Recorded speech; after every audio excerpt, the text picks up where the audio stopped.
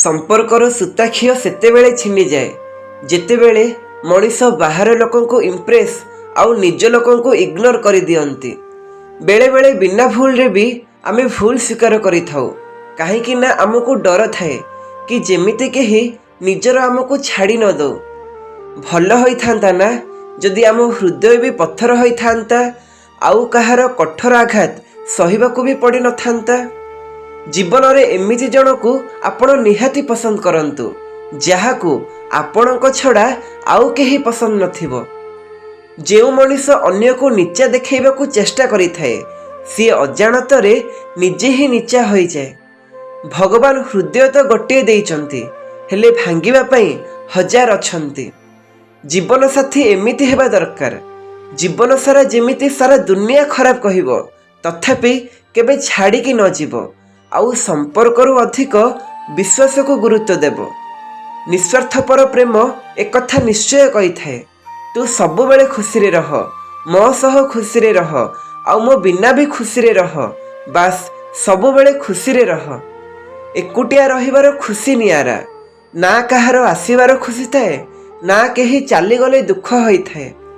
संपर्क धीरे धीरे कमी थाए हेले आमको ताहा हठात जना पड़ी थाए। लोकंक ठारू सुनिची कि समय बदली थाए किंतु आज समय जणाई देला कि समय बदली गले लोक भी बदली जाआंती। गोटे कथा डेरी रे हेउ पछे दिने जना पड़ी थाए मनीष पाखरे बंचिबा को कम समय न थाए बरम मनीष डेरी रे बंचिबा आरंभ करि देई थाए। केही काहा भली हेबा जरूरी होई न थाए बरम केही काहा पई सबु बेले सबु परिस्थिति रे रहिबाटा जरूरी होई थाए।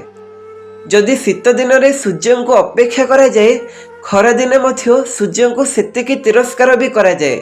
तात्पर्य एहा कि आपणक दरकार हिसाब रे आपणको महत्व दरकार पड़ी थाए। जेबे केही आपणक सह रिलेशन रे रही मध्य आउ काहा को चाहिबो सी एई दुईटी काम निश्चय करिवो। प्रथम सी आपणको बारंबार मिछ कहिबो। द्वितीय सी छोट कथारे भी निजे राग देखाई पुणी कहिथिबा कथा को बदलई दबो। आपण कहा खुशी पाई बास भल करी चल देखिबो दिन आसीबो सी आपण को बोका बोली परिचय निश्चय करई दबो। लोक तो सेतेबेले मन पकांती जेतेबेले सी निजे एकुटिया थांती कारण आम आवश्यकता केवल आम पाखरे किछि काम पड़िले ही मन पड़ी थाए। लोक माने एक कथा जानती कि कौ लोक केते भल आउ कौ लोक केते खराब किंतु एक कथा जानी रथांती कि निजे केते भल कि केते खराब।